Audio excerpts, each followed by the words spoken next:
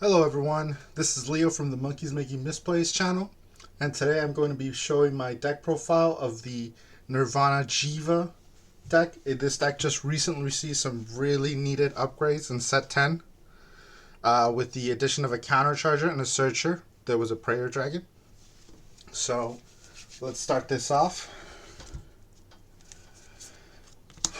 Obviously, ride line is very simple. You got your Reno Ryu. The only thing is I'm playing the Gandiva starter because, if people think you're playing Gandiva, they're less likely to call rear guards to pressure you early on.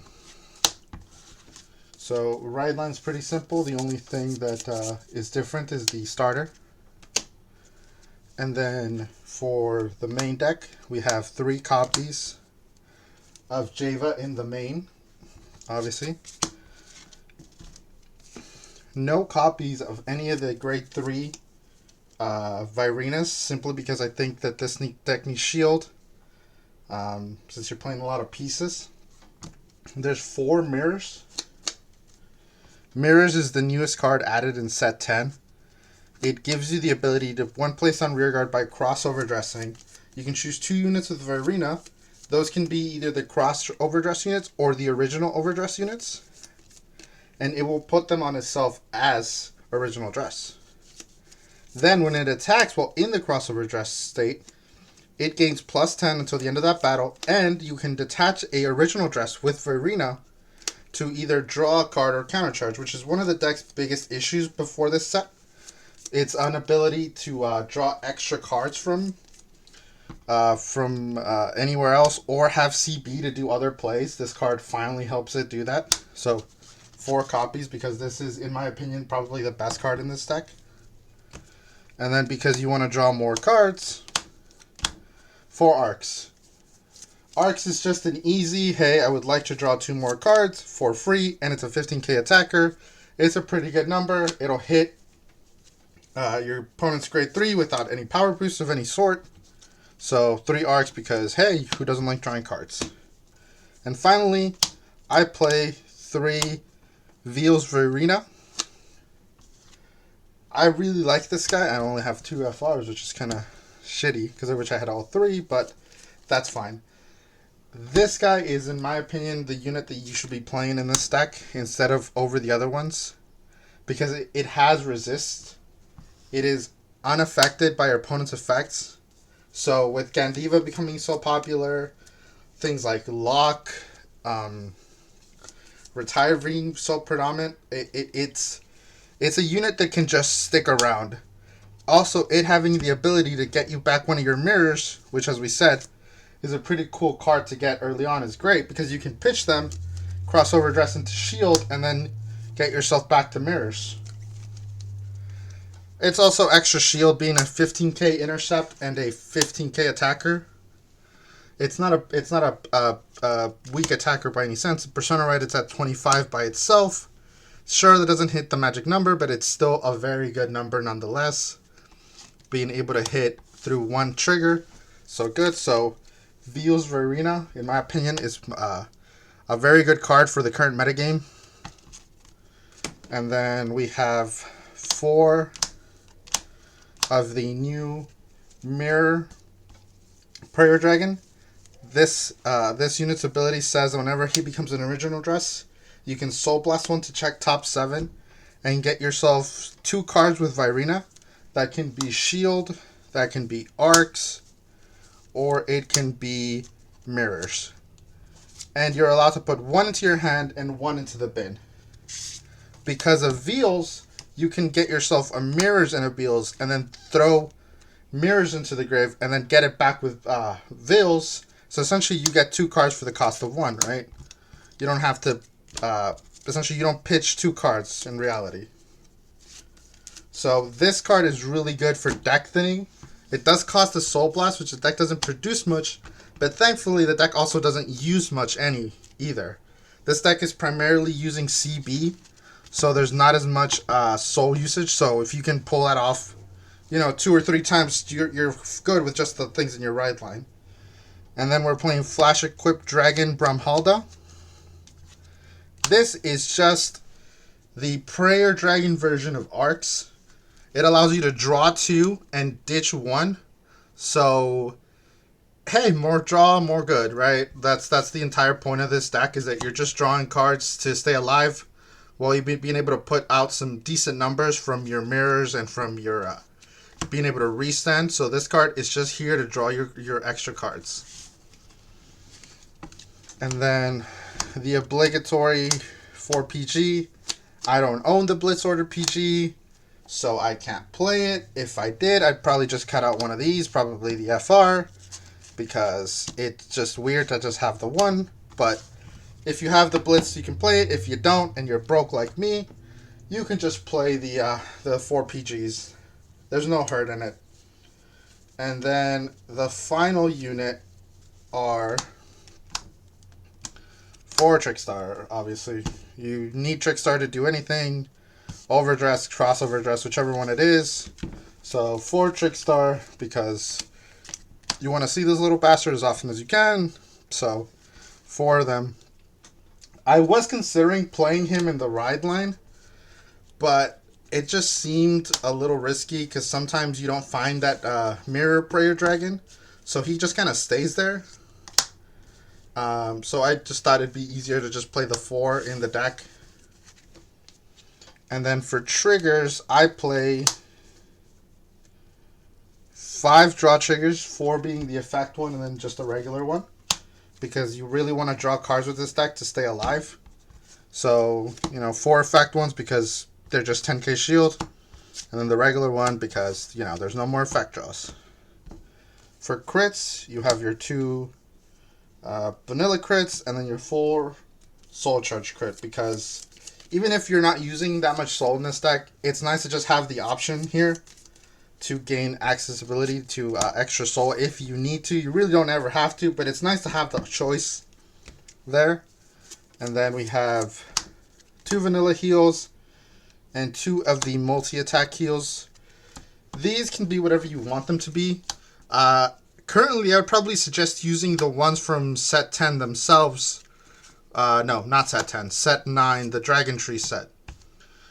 Because those gain an extra 10k if your opponent's Vanguard trade is greater than yours. Which, with Messiah and Chrono still being in the format, it is probably a better choice. I just like these because sometimes I feel like this deck gets killed by multi-attack, so I just play those for now.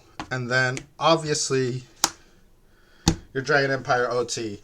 This deck can pop off with this OT. Obviously, every deck can pop up with their over trigger, but this deck especially can gain the ability to get more than the 4 attacks, because you'll restand your Vanguard, and then Jheva will swing again. Her skill is not once per turn, so when she attacks, you can counterblast 1 and restand a unit in the crossover dress state, so you'll be able to restand another one, which will bring you up from 4 attacks to 6 attacks, which is pretty cool. That this deck can gain an extra attack for with their overtrigger, or gain 2 extra attacks from their overtrigger, not just the 1. And then as for some tech options that you could play, we have this Prayer Dragon, which was introduced in set 9. Shergalio. It says that whenever it becomes an original dress, you can counterblast 1 to bring a Trickstar from your drop and call it to rear. And then when it's placed from rear to hand, if you have a Vanguard with Nirvana in its name, you can discard a card to search for up to 1 card with the overdress ability or a Trickstar and put it into your hand. This is good if you feel that you don't see your Trickstars consistently enough, right? Because it can search you out Trickstar, but it also has the utility of being able to search you Arcs. Oh, the glare is awful back up there. Let me move these down a bit. So it can get you either or. I personally don't like it because for a CB or for a pitch, this deck really wants to keep its pieces for what it needs it. But this is a very good option, and I think it is. Most of the cards in this deck are cheap, but this card is really cheap regardless. They don't. I've seen some people play 2, so you can try playing 2. You can cut each of the Prayer Dragons down to 3, Although I will say Mirrors is a very good card, so you could always cut one of the Trick Stars, put it in the ride line, replace it with this, and then cut one of the Draw Prayer Dragons for another one of these. If you'd like to try it out, that's a good tech option. And then the next couple things we can talk about are the other Virenas. So we have Bauer, Vrom, and Garo. All of these being... God, they are so unaligned. Let me get those fixed up, because I know some people really hate unaligned cards. I know I do. So these are the other crossover dress units we have available. These, I would say, would be the choices you would play if you don't like Shield, you don't think it's doing enough. If you don't think that Arcs is a worthwhile keep, you don't want to draw cards. Virena Garo allows you, it's a permanent 20k that requires 2 cards to guard, right? So it's a very good pressure card because your opponent's either going to have to take it or throw 2 cards, which means even if they PG, they have to waste a total of 3 cards, which is kind of annoying. But it doesn't have any protection of its own, which means that Gandiva's going to have a field day because, you know, you have to put 3 cards to make one of these crossover dress units, and it can be kind of annoying to lose all 3 cards. That's why I believe that Veils is currently the best tech choice. If Retire and Block and all these things wasn't so prevalent, I would suggest playing probably some of these guys because these are more on pressure. But it doesn't matter if you put pressure if your opponent just makes you lose your units, right? Veils is the only card that can get these back outside of an order that costs a CB, and you really don't want to be playing things that don't give you shield with how big Gandiva numbers become. You know, Messiah, Chronojet, these decks are producing outrageous numbers of power. You want to have the shield. That's why my deck is trying to draw as much as they can, because if you draw more cards, you can guard more attacks, right? But these are still good choices if the meta shifts into a format in which we don't have as much rearguard hate, as they would call it, right? So Garo is a very good on-pressure unit because it requires 2 cards to guard. It's a 20k. It's not easily attacked because it stays 20k during your turn and during your opponent's turn, right? So it's a very good unit. Then we have Braum. Braum is a bigger unit than Garo. Does not have the guard restriction, but it does have on-hit pressure, where it says that if it hits a Vanguard, it can choose a rearguard circle or a column and retire all of the rearguards on that column. It's good, but it's the same thing as Garo, where it really sucks to lose because it costs 3 cards. You got to remember, you need a Trick Star, you need a Prayer Dragon, and then you need Vrom. So having to invest 3 cards for it to just get easily retired because it has no protection of its own, right? It is very, very annoying to lose such a strong unit. It is a strong unit, don't get me wrong. But losing it to, you know, just one of Gandiva's multitude of effects, Chrono putting it on the bottom of the deck, Messiah locking it, it's all very annoying. So that's why I currently don't play any of these. I used to be a big fan of this last card I'm going to mention, Bauer, because Bauer can get drive checks on the rearguard, and it has the ability to retire stuff, right?